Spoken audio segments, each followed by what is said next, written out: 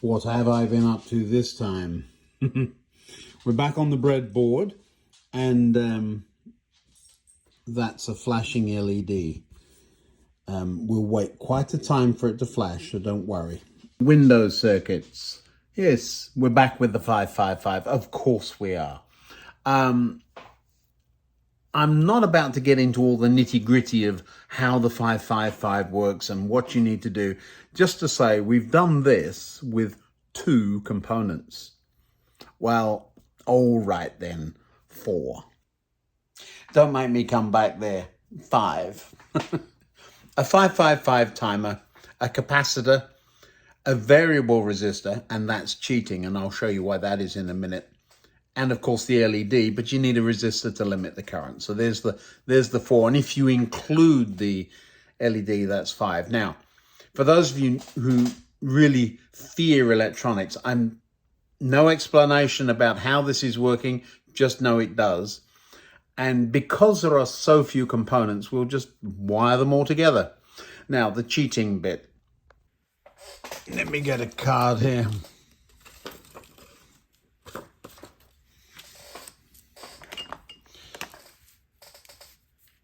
Now, we may or may, oh, we did. I was about to say we may or may not see that LED go off because its duty cycle's well over a minute. A variable resistor. There's a piece of carbon with a wire attached to each end. And when we talk about variable resistors, we're talking about what the resistance across that piece of carbon or whatever it is these days is. Then what we do is we add a wiper. It's usually drawn as an arrow, and we can drag that thing along. Now, if we drag it along to there, the resistance between there and there would be 0. Do you see that? If it were all the way at that end. And if it goes all the way to that end, the resistance between there and there would be whatever this is. Is it 100K or 200K? I believe the one I've used is 200 kilo ohms. I don't know. I just grabbed one out of the box and it worked. So here's the thing. If you use all 3 of the wires, which we are, then you have a resistance between there and there, and a resistance between there and there. And if you adjust it, you're going to have more one side than the other. But if you were to just use it like that, with this more or less in the middle, then you're going to have 100K in this instance between those two and 100K between those two. So I said it was cheating because we're actually using that component as one, but it's working as a couple of resistors. Now we could adjust it also and see what it did, but we're not going to worry about that. The capacitor too is critical in this instance. One of the things about this particular circuit, I'll draw it out for you in a minute, but one of the things about this particular circuit is it takes its own sweet time to start working. I thought when I put it together, now that's not working, and then it went off. I thought, oh, of course the capacitor has to charge up because for the first time, because it's completely empty, and there's a threshold on the 555. That's as theoretical as I'm going to get. I'm going to draw the circuit, and then this is running on a 9-volt battery.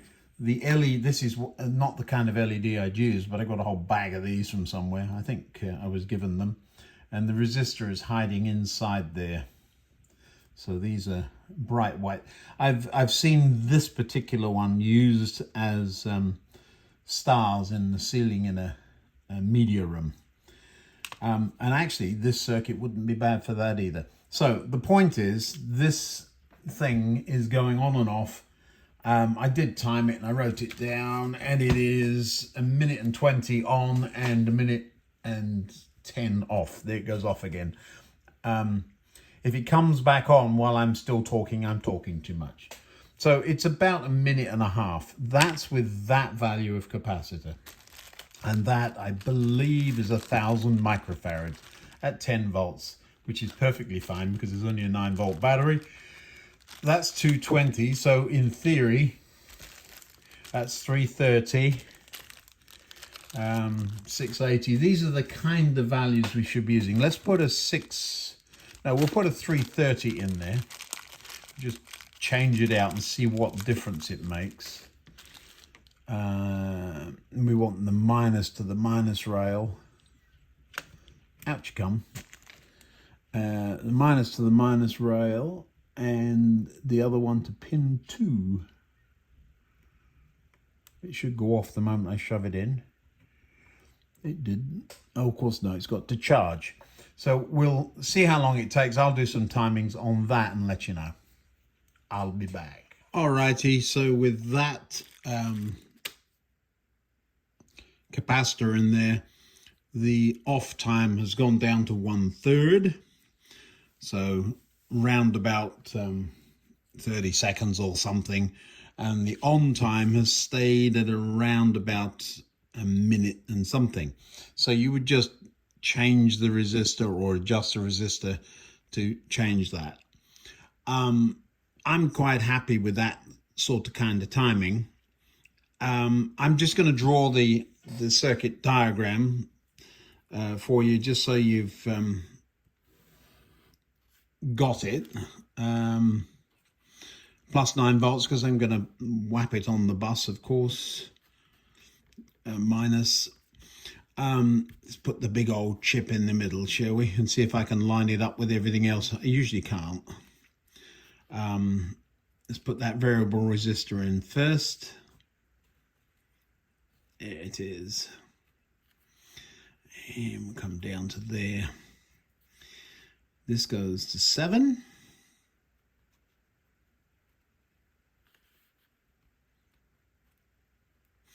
And we want pin 8, of course, because that's the VCC. We're going to put 4 up there as well. 3, let's do that over this side. This is the output. We're going to put a resistor in series with it. So it's current limiting resistor, so around 1K-ish. That's what I use. A light emitting diode of some sort. And that will go down to there. Pin 1. Oh, yeah, we forgot that. Pin 1 is your ground. You want the capacitor on the back end of this. Let's pop that in.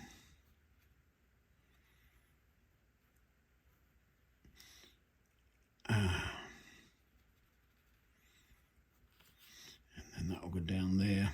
And then, of course, these need to go to pin 6 and pin 2.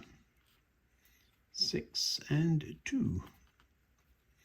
That, my friends, let me just check it. That's it.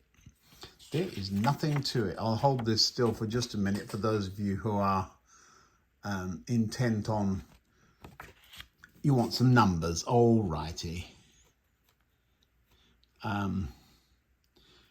Tens of K. Experiment. Or hundreds. Let's put a 0 in there. Hundreds of K and hundreds of microfarad. So I don't know what I got in there, right? A 220K and what is that? It's 220 and 220. I'll write those on, shall I? 220 and 220. But highly uncritical. There's your circuit diagram. You got it? Good. Now, what we're going to do is, instead of making a little board and doing all of that stuff, I'm just going to solder these together as if they're holding hands or something. I don't know if that's going to work, but there's plenty of room. I could be all nice and tidy and use a bit of project board, but you need one of these for every window that's going to go on and off. So the reason that I'm a little I've got all of these values of capacitor, and I've got a whole box of these variable resistors. Oh, look at all those. I'm I'm sure the one I was using was 200k or 220k. What have we got in there? It must be a 200.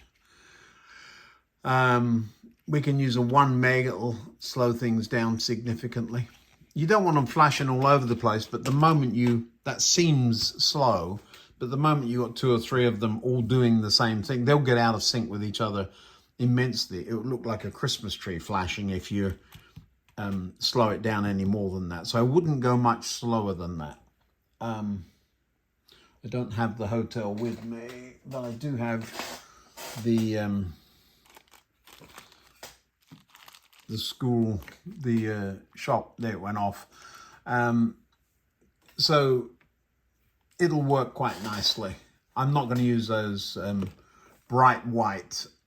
I will use warm white just because this is the 1960s. Do you remember? So no fluorescent lights. All right, let's get on with making the holding hand version. Just to emphasize what we've got here, there's the capacitor. Stay still, you're being photographed here. There's the chip. There's the variable resistor. What else have we got? Oh, a resistor for current limiting and an LED. So that's all there is. It's not like most of it is bits of wire and there's a bit of wire. So what we'll do, whoopsie, you're running away. No, you're going to get yourself into the circuit. Don't be shy. The biggest problem will be figuring out which pin's which when I'm holding it upside down. Just as a side note, you might remember I have the fat controller looking after things like brake pipes and handrails. I managed to tip this thing up so there's bits all over the desk. And I've rounded up some of the ones I know should be here. But ones I'm a little concerned about being missing are those Pullman carriage handrails, because they were all, the ones I found were all on here, which isn't a good thing because they're now not on here. So another emphasis on do it while you remember. So that's pin 1 up there. We'll pop this on that side somehow. But yeah, we'll figure it out. It won't take but a minute or two. Well, there we go. I'm not sure I really gain anything by doing it in this hobbled together way. You could probably get 2 or 3 of them on one of these strips. Of course, the only thing then is you've got, how do you hide this? Well, you've got that to hide too. Don't know. It's such a simple circuit. Hey, Sparky, what you doing? What are you two doing? You just show up out of nowhere. You're hunting together today, aren't you? What do you need? You see some scritches. All right. Oh, you want some? All right. There you go. What's going on? You've just come to see me. No, I've nothing on my arms. What you licking me for? There you go, Sparky. It looks horrendous, doesn't it? Just bits soldered on there at random. It does show you how robust everything is. It's the distance between there and there is quite adequate to be hidden in the back of that building. So yeah, it's a very versatile circuit. But is it working? Of course it's working. I made it. I'm joking. Obviously you just attach these two to the bus. I'll put one together on a bit of prototype board. It would be much tidier on prototype board, but there's nothing to this circuit. There really isn't. What's the cost? Oh, I don't know. A few pennies. But yeah, good soldering exercise for you. I've dropped the circuit diagram on the floor. Let me get it for you. Yeah, so absolutely nothing to it. That's what it looks like. Treat it as a soldering project and give it a go. It's very near my tea time and I don't have anything to do down here today except clean up. And I don't want to clean up, I want to play trains. Okay, just to make the point, there's room to hide a 9-volt battery back there too. We're not going to do that. We're going to connect it to the bus. But look, these things easily fit in. Let me pop a piece of paper in there just to show you what it would look like while we run some trains around. Sitting there with no lights on at all, and then we'll come back in a second when the lights come on. It just had gone off when I turned the camera on. There you go, something like that. So that's just thrown in there. Of course, the battery's hiding underneath right now, but yeah, I think it kind of sort of works, doesn't it? But by putting the LEDs in the right place, and I don't know, do I mount that on a little board or not? Doesn't matter. Simple circuit. Let's get some trains running. Now I wanted to get that 40 properly programmed the last time we were messing about. It's running nicely. It's an old locomotive, I've realized. I thought it was one of my newer locos, but actually it's quite old. So am I, apparently. Shows you how much difference light makes, doesn't it? There's none in that train. That'll be our next project, I'm sure.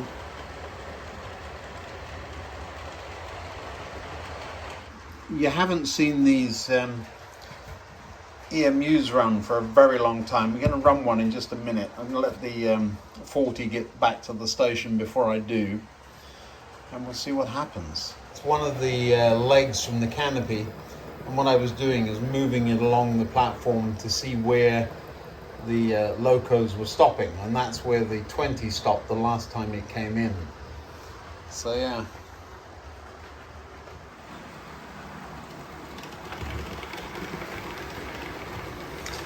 I'm noticing something interesting there. It looks like there's some lights on in the hotel, doesn't it? There's not. That's a reflection. Very interesting from the glazing. You can see that. Now there is. It's going to look good. The only thing I'm worried about is having the flash rate too high and it look like there's a disco going on in the hotel or something. So we need to be careful of that and have some of the lights on permanently.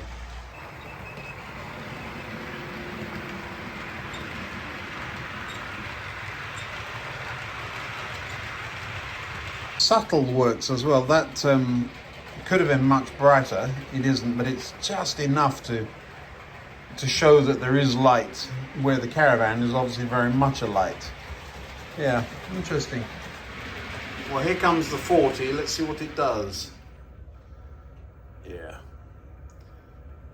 That slow down from top speed to the slow speed is the thing I need to solve. But look, it's stopping perfectly in the right place. And I'll show you the other end. I say perfectly. Look, I've got a little bit of the last carriage sticking out of the platform, but I can live with that. I'm not going to mess too heavily. Now then, what was your code? Do you remember? Was it 84 by any chance? That's what it says on the front. Let's have a look. Yeah, that would be 84, not 64. I either need better glasses or I need to remember the head codes.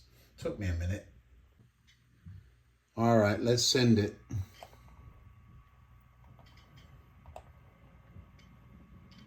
They never took off that smoothly, ever. Now, if ever there were trains that were pin you into your seats, and throw you out of your seats, it was easy. They were actually very comfortable to ride. I rode this one to school every day for a number of years, but never at that speed. What are you doing? You've got the jitters, have you?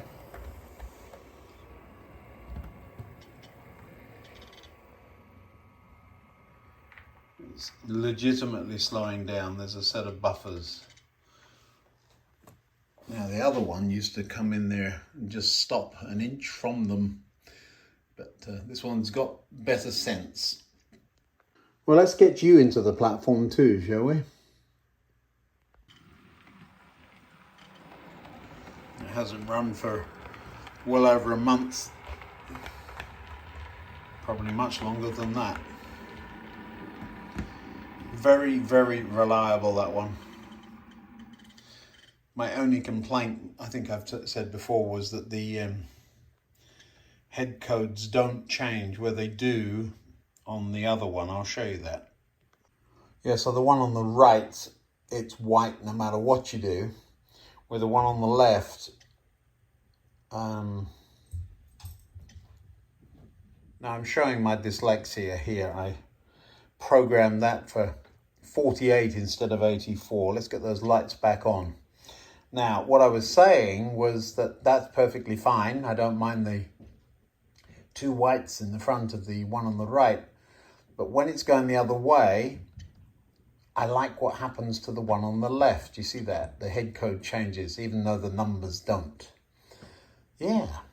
In reality, they had blinds that had red squares in them, but I can live with that. I just don't understand why that one there didn't have that feature.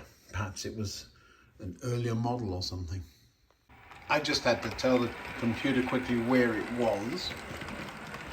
It had forgotten, of course, after all this time. And this will be a good test of, are the settings in the computer driving that train properly? Let's have a look, see what it does.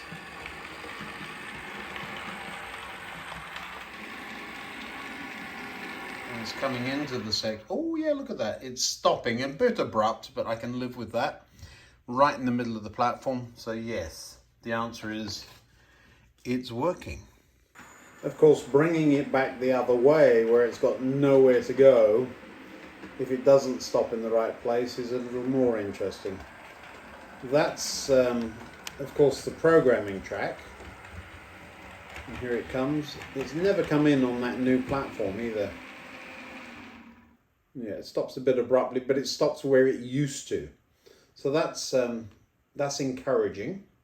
I think there's an issue if you turn it around. Let's do that and we'll see what happens. What is encouraging is that the computer is now recognizing that it can turn that train around.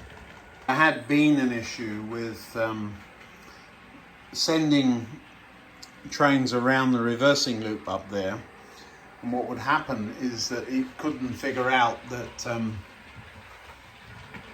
it was possible to get back to where you started and turn round.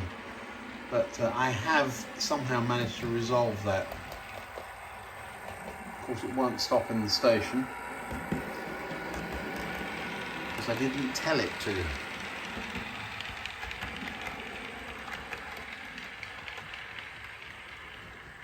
Now, because of where the detector section is on this particular track, the break for the programming track is also where the section starts, and so either the train will go a car further in or further out, because there's only pickups in one of the carriages, of course. It'd be interesting to see what it does. I hope it goes further in, but we'll see. I wonder then what would happen on this track. It'll be here in a moment, we'll know. I will say these particular two-car units have been very, very reliable. Talk about a kiss of death, but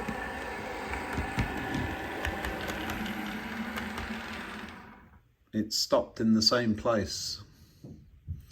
Actually, it has stopped further this way, but it doesn't matter anymore because we've got the platform extension. That's a good thing. It also means I can park a two-car in there. This is all stuff just going in my head for later. Well, that put my heart in my mouth. There's a full car closer to us. Actually more where I want it, but nevertheless, I thought it wasn't going to stop. Let's run it back around to the station and then we can get the one that's been sitting in the tunnel, the 4-car unit, into the programming track. Also, that's a scary moment when you click and drag and the train takes off in the opposite direction than what you thought it was going to go. And that's simply because the computer hasn't figured which way around it is. Now, what are you going to do? Please stop. Oh my word. Yeah, that's impressive or stupidity, one of the two. I think it's probably a mixture of both.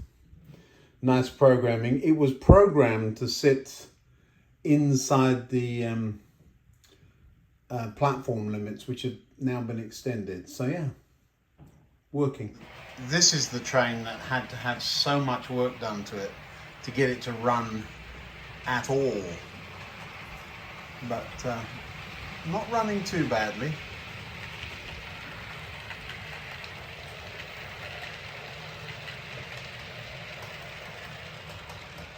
And again, stopping nicely in the right place. So now we're starting to look a bit like a Southern Region Railway, aren't we? Lovely. Well, it's my tea time. Gonna leave it at that. I've had fun. The lighting circuit and a bit of train running. Thanks for watching. I'll see you next time.